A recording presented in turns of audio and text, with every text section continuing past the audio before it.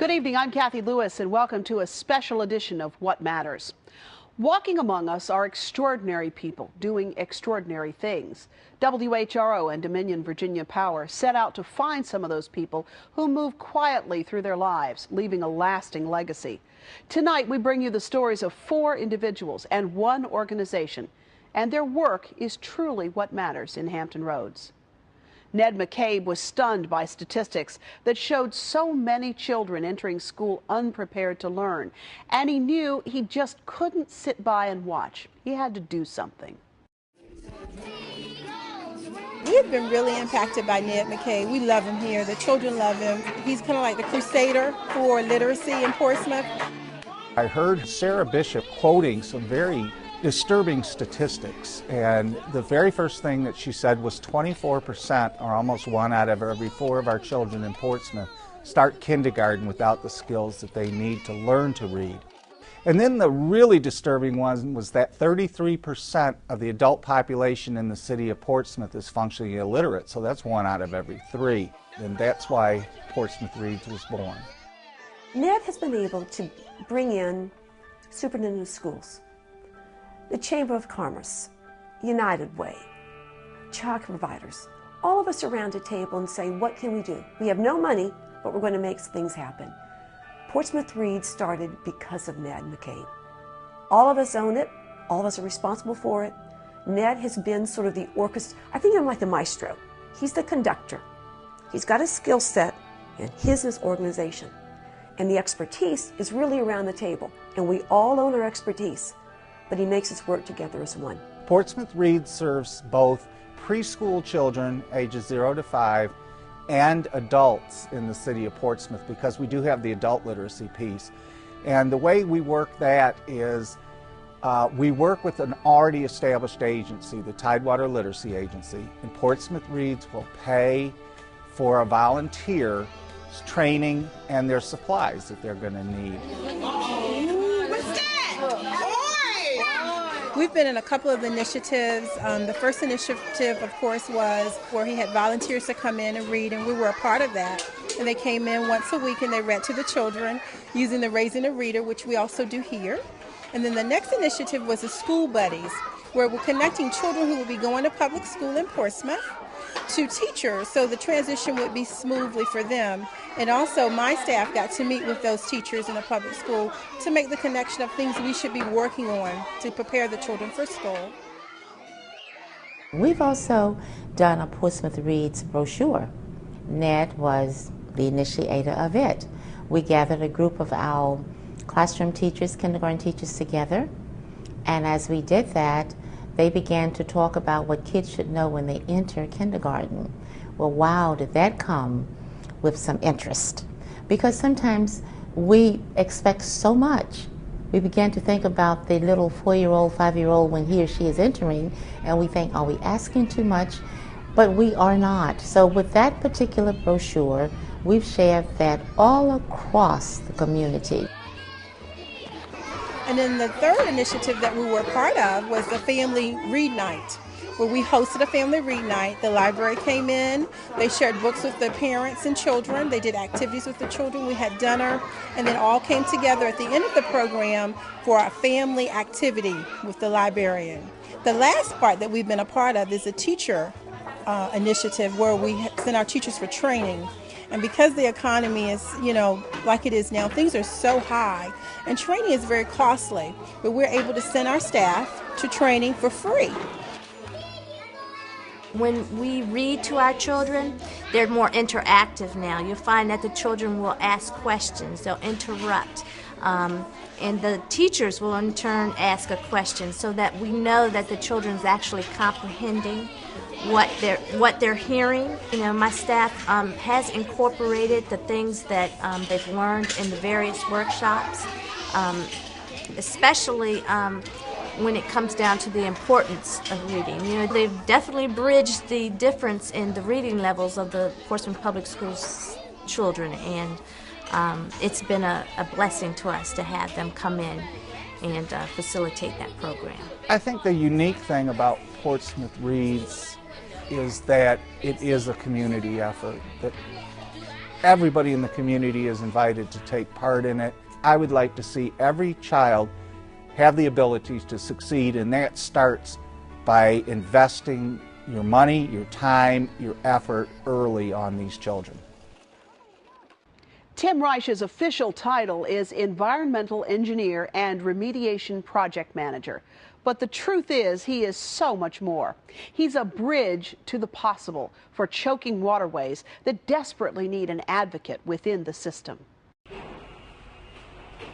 These sites on the southern branch of the Elizabeth River are some of the most polluted in the country. They call them Superfund sites because they're the worst of the worst. These projects in a lot of parts of the country are still not happening because they are so difficult. And we asked the Navy through Tim to do this, and he listened. He's just got this quiet way. I remember walking around the fields with him and, can we do this, Tim? What do you think? And the scientists are, making these recommendations. How about we not pave it all over, but we actually dig it up and create wetlands? And Tim's like, you didn't really say, but the next we heard was the Navy had budgeted the money, the obstacles were being resolved, and they were going to move forward. The foundation of their success is with the partnering teams and the relationships that we've built with our regulators, the EPA and the Environmental Department of Environmental Quality. It's through that collaborative approach that we are able to be successful and move forward in the time frames that we've been able to do. We started working with Tim about 2000, I think, and this first site was New Gosport. It's the headwaters of Paradise Creek, which is a small creek on the Elizabeth River that has been the focus of a lot of the Navy dumping through the World Wars and is the focus now of a major restoration effort with the Elizabeth River Project. And the first cleanup that Tim worked on was to remove the sandblast grit from the headwaters of that little creek. And initially they were just going to fill it all back in. There was more material there than they thought there was, and there wasn't enough money in the budget to replace to bring the landfill back up to its existing grade. So the idea came about to try and restore it as a wetland, which would require less fill, replace the landfill. So we did the work necessary to get the right grades, and the Navy planted the grasses, and it's been a wonderful success. Well, in a wetland, we measure success by how much growth we have from year to year. We want to be able to match Mother Nature. In a well-planted wetland that is successful, in about 2 years you won't know the difference between what was planted and what was natural.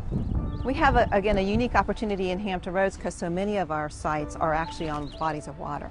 So when we go to look at cleaning them up, we do have the opportunity to do things like wetlands creation and habitat creation and some unique stormwater management techniques that we can apply, and Tim was quick to realize those opportunities. We've done a lot of wetlands restorations up and down Paradise Creek. One of the earlier projects we did with an adjoining Superfund site, Atlantic Wood Industries, where we created a wetland, and I think it was a Friday afternoon, we completed the planting of the Spartina grasses, and when we plant them, they're just little plugs. We planted them not knowing the level of the local Canada goose population. They came in and ate the whole thing in a matter of a couple weeks. We worked with the Virginia Institute of Marine Science, and they recommended a goose deterrent fencing system. As we plant, we put up the fencing to keep the geese out. And then a lot of people wonder, why you, in such an urbanized estuary, why you do so much, why you went to such effort to restore a wetland in the middle of all the chaos. As part of this project, that NOAA and the Fish and Wildlife Service and the Navy have done some monitoring, and we have documented the fish use in this marsh, and we have documented speckled trout, puppy drum, flounder, and even pink shrimp living and using this marsh in the middle of the southern branch of the Elizabeth River. Tim has accomplished actually 4 of these wetlands restoration projects here on Paradise Creek. He's also done similar type projects at Little Creek, at the Naval Weapons Station up at Yorktown, at Cheatham Annex, and he's working on one just down the street at St. Julian's Creek Annex. Yeah, I like building teams. I like working with others. And one thing that I really enjoy about the environmental restoration field is when you do a project, you get to see the end result. And this is a tremendous project where you have a significant amount of waste, and then a few years later you've really made an impact and you've really benefited the environment. You know, lots of us have seen the tragic reports of Hampton Roads young people whose lives are cut short by violence. But Veronica McMillian decided it wasn't enough just to watch. She had to do something to change things for the better. You know, it really is. It takes time to find trouble. Sometimes trouble finds you. Take the time to think about it before you follow through with it, okay? Because it's just not your life, your heart. It's your family. Boys to Men, it's a program that help us grow up as young men and come to be men that we are going to be in the future. And it just help us to get away from stuff like gangs, drugs, and stuff like that. How do we address the needs of boys really that are hurting? When you understand what woundedness is and when you understand what hurt is, you begin to look at it from a different approach and you'll say, okay, how do I help? Let's get some lunch on. Miss Veronica, to me, is like a mom. She helps everybody out with their differences and their problems of school or work. Late August last year, we started having that rash of boys being killed, and I wanted to address that issue. And so I approached the Cuffey Library and asked them about partnering with me to bring this Boys to Men program there. We had one young man that is in the Boys to Men's group, and he, when he first started coming to the library, we were asking him to leave most every day because of his behavior and the way he just couldn't tolerate any kind of normalcy. And now this young man can come in here and he's mentoring to the other younger children, and he's able to be a good role model. They make us think about, you know what I'm saying, the outcome of things more often instead of, you know what I'm saying, just taking a chance and just being like, oh, what the heck, you know what I'm saying, forget about, you know what I'm saying, what happens in the end result. You know what I'm saying, we think about things way better, you know what I'm saying. It helps us to think things very through. Boys to Men is a 24-session program, and it meets twice a month. The boys are introduced to different career fields. She's had a chef come in. I know she's had someone who works in IT come in. I know that she's had law enforcement officers come in, because instead of youth looking at law enforcement as someone to be afraid of, you know, when I grew up, you know, so the policeman is your friend. Well, a lot of young people, especially in inner city, they don't necessarily think of the policeman as their friend, but they're developing that kind of relationship that they know that the policeman can be your friend. This program helped me a lot. I don't staying out of trouble more. I'm not getting into no fights or anything. Going in the house, doing my homework, doing what I got to do. One of the goals is to curtail violence, just look at that whole violence issue and help the boys understand that there is another way. I need your report card and all that stuff. Every semester that you get it, so you just turn your report card in.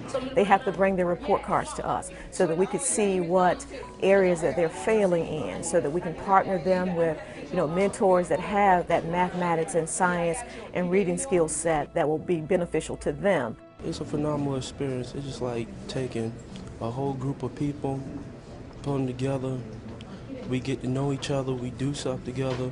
In some of our cases with our boys, it's an issue of parenting, that they did not have that strong mother and father that's there to help guide them through, to help them to understand what boundaries are, to help them to understand their own feelings and struggle, which we all have. We all have issues that if you don't have people to support you, you go off as well. And so our goal in terms of resocializing them is just basically showing them and helping them to make better choices, helping them to understand there are other options and there are other alternatives. Veronica has taken the time to create a plan for how she's going to close the gap between what's needed in a community and getting us to a place where we can actually take these young men and help them develop skills, life-changing skills that'll help prepare them not only in school, but also in a community as they learn the importance of giving back. So my vision is to have Boys to Men programs throughout the Hampton Roads area. Empower Hampton Roads is an extraordinary collection of faith communities here in Hampton Roads. And while their worship experiences may differ, their commitment to fighting poverty and injustice is universal. Empower Hampton Roads is a coalition of faith-based communities who have come together to make a difference in our community. I got invited through my church network to come to Portsmouth. The politicians were there, builders were there. My daughter and wife were all jumping up and down, and there were placards in the audience. And I have a military background, so I'm not one to protest, but it appeared to be a protest. And I was very shocked by it. My daughter called me out on it. She said, "Hey, why aren't you all enthusiastic about this?" And I said to her that what I'm doing is I'm just thinking about it, and I should probably try to be a part of it and would have significant impact and change on me. There is not another organization that brings people from various Christian and non-Christian denominations together trying to do something good for the community. As a group, we decided and had a voting process, and it was a democratic process, and that housing would be our main and most important focus to begin with. And then from that, we decided that we would focus first on the city of Virginia Beach. And the reason that we decided about that was that Virginia Beach represented the one community where it was most difficult to find affordable housing. What happens here in this area, our house prices went up like 150% over the last 6 or 7 years, but wages only went up 30%. So we've got nurses and we've got policemen who cannot afford to live in the communities where they work.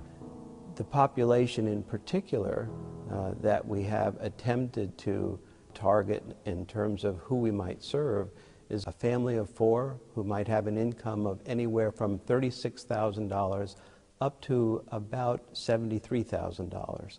And those would be the ones who would benefit most by that kind of affordable housing in their community. So we had to look for something that would benefit everyone. And so the approach we took was mixed income housing, which means when you build communities, you build houses in multiple ranges of incomes so that people can afford to live there.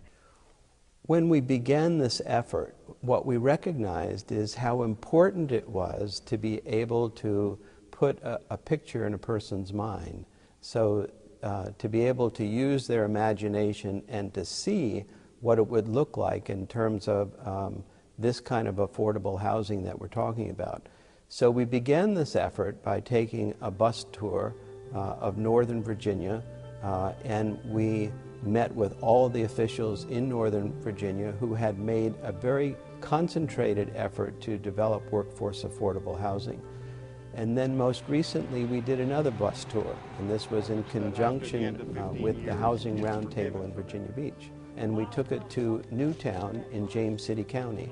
And we were able to engage people from all levels of government from throughout the region. Finally, after 3 years of working to build relationships and to build, common self-interest and build on a consensus of ideas, that the Virginia Beach City Council voted to pass a workforce housing ordinance.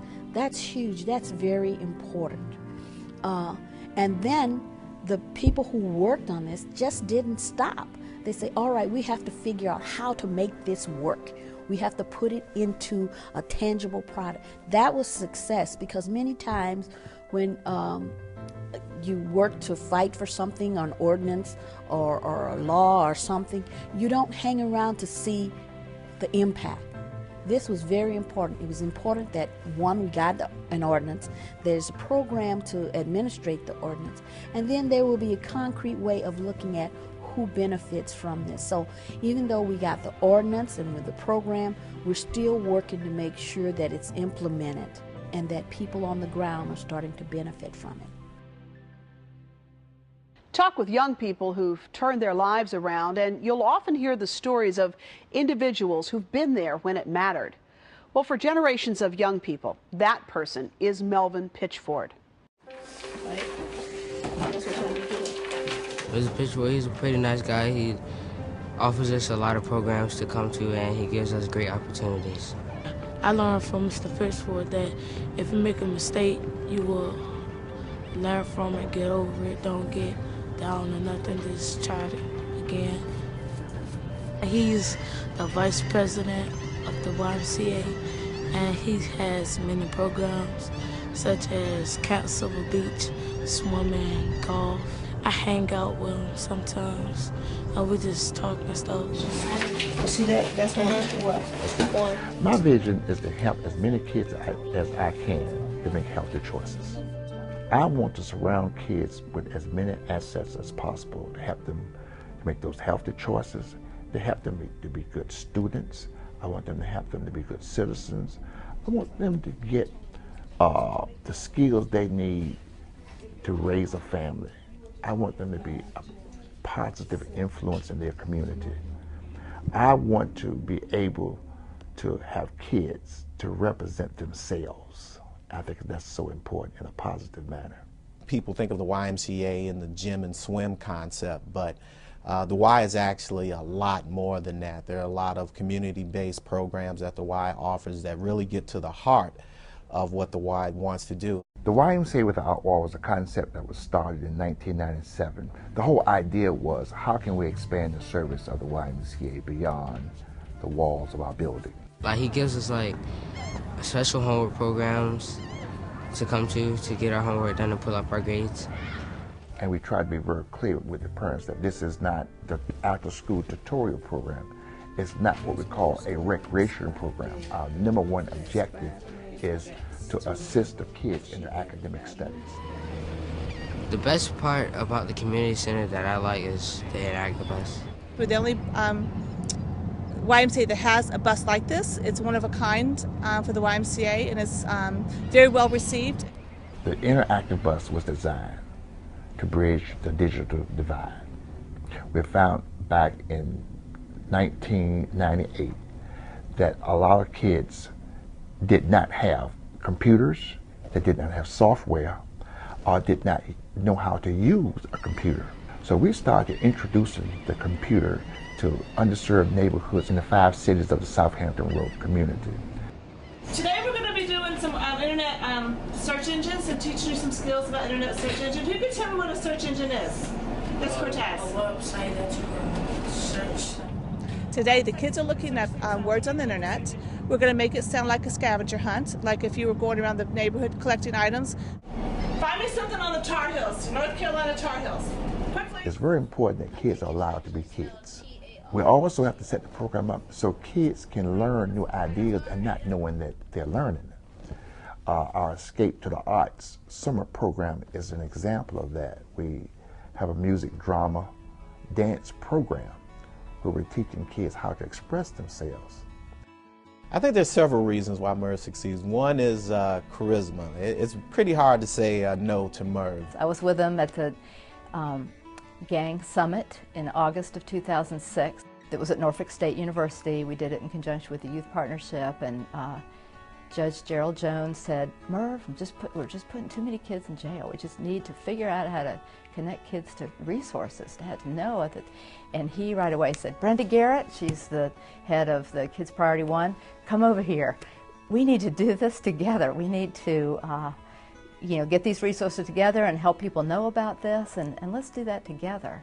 One great thing is it's not about me, it's about the kids. And I tell my staff all the time, I know what we're doing is right. I feel good about the things that we're doing is helpful, and I know we're changing lives. And I'll be back in a moment with the final thought.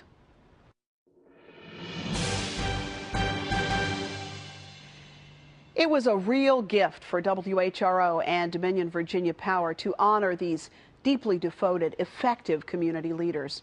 You know, I suspect it's likely that before this moment, you weren't aware of some of the work of these people and organizations. And that's because they all met a key criteria of the program, that they not be the usual suspects, but those who are working quietly and meaningfully, caring for the community they love, improving the lives of their neighbors, giving people hope that they aren't in it alone. Do you know of someone who's making an impact in our community who should be recognized? Go to whatmatters.tv and you'll find lots of ways to contact us, both online and you'll also find our address as well. That's 5200 Hampton Boulevard, Norfolk. Our phone number is 889-9425. I'm Kathy Lewis. Thanks for watching. We'll see you next time for another look at What Matters.